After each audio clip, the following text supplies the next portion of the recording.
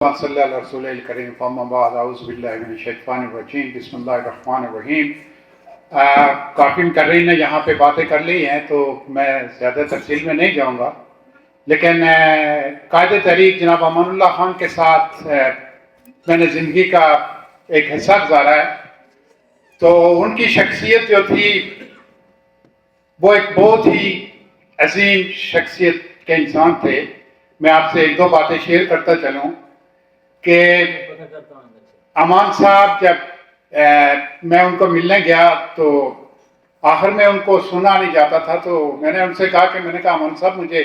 اپنی ٹوٹی کا نمبر بتائیں میں تاکہ یو ایس اے سے آپ کے لیے وہ بھیج سکوں تاکہ آپ سن سکیں۔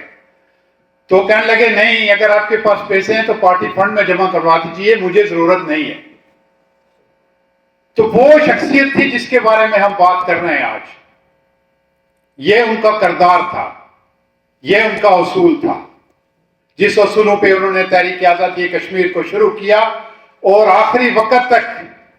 میں اب بھی جب گیا، یہ گلشن صاحب کو آئے کہ میں چاندنی چوک جب آفس میں گیا تو مجھے آج بھی امان صاحب کے وہ پھٹے ہوئے سلیپر ان کی چرپائی کے نیچے پڑے ہوئے تھے، جس پلاسٹک کا ایک حصہ ہے اور دوسرا نہیں ہے۔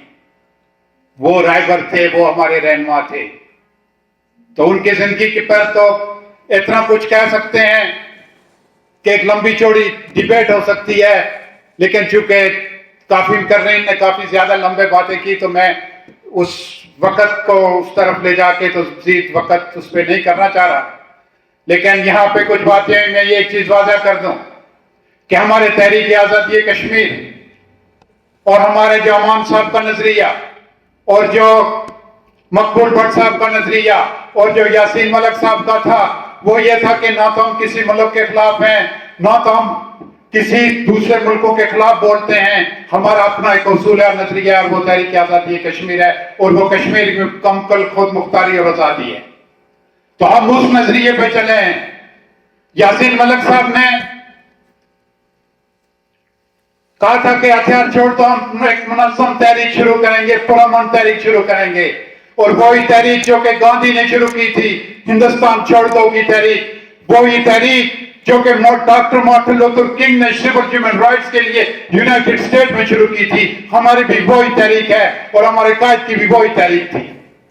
ایک پرامن تحریک۔ اور ایک ہم پرامن لوگ ہیں، اور ہم ایک پرامن راستے پہ چلنے والے ہیں، اور ہماری تحریک ایک پرامن تحریک ہے۔ اور نہ تو ہم کسی ملک کے خلاف ہیں، نہ تو ہم خلاف ہیں تو ان حکومتوں کے خلاف ہیں جو کہ ہمیں غلام بنا رہی ہیں۔ دوسرا یہاں پہ یہ جو پروگرام کا جو کچھ ہوا، سمپل سا کوشچن ہے کہ ہندوستان کی 7 لاکھ فوج وہاں پہ موجود ہے، اگر ریشن ڈالا جائے تو ایک آدمی کے ساتھ 2 سپاہی ہیں، تو مجھے یہ بتائیں کہ وہ سیکورٹی فیلئر ہے یا نہیں ہے کہ 7 لاکھ فوج کے ہوتے ہوئے وہاں پہ جا کے ٹورسٹ کو قتل کیا جاتا ہے۔ یہ خود سوچیں، یہ ایک منصوبہ ہے،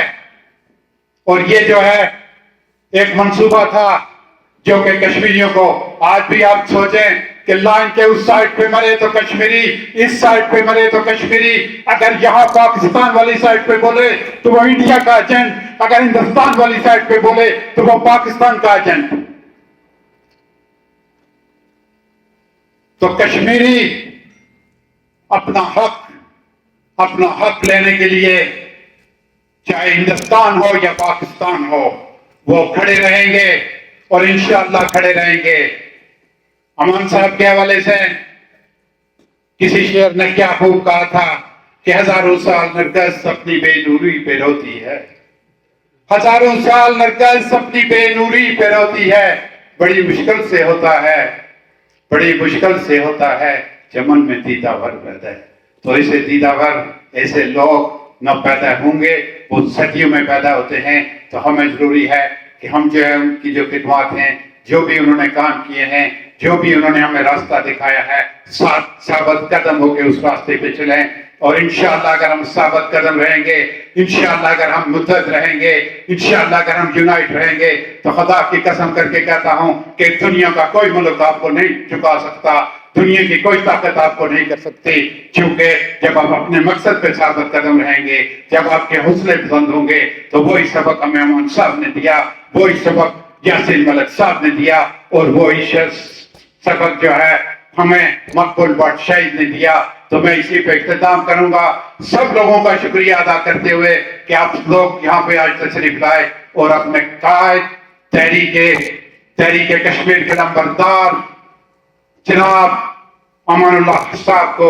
خراج عقیدت پیش کرنے کے لیے، اور میں اللہ تعالیٰ کے حضور میں دعا کرتا ہوں کہ خدا تعالیٰ ان کو جنت الفردوس میں جگہ دے، ان کا مقام بلند فرما، اور اللہ تعالیٰ ان کو اس مقام پہ پہنچا کیونکہ انہوں نے اپنی جان ہم لوگوں کے لیے دی ہے، اپنی قوم کے لیے دی ہے۔ وآخر دعوانا